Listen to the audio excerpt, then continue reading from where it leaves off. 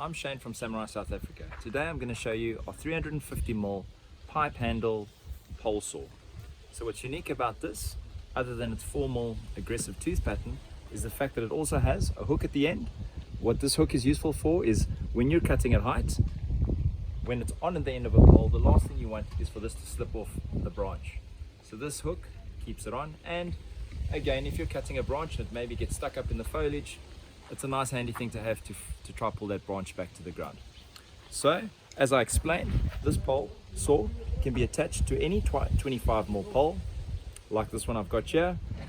Slide it in the back, drill a hole through there, use the hardware that we supply with the handsaw, and there you've got a pole saw that's only limited to length by the pole that you've got available.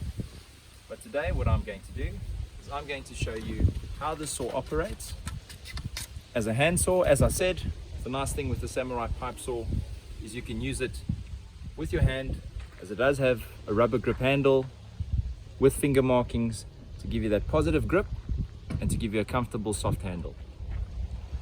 So what we've got here is, again, this design is a curved saw. Curved saws are best for use above shoulder height, and I've picked a nice thick branch here to cut. Let's see what the Samurai pipe saw can do. Again, designed to cut in the pull stroke.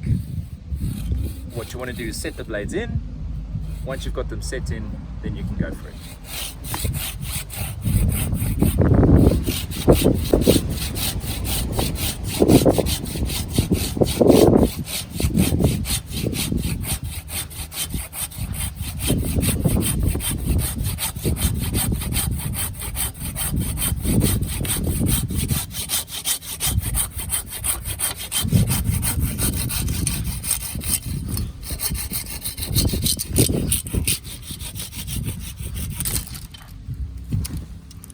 As you can see,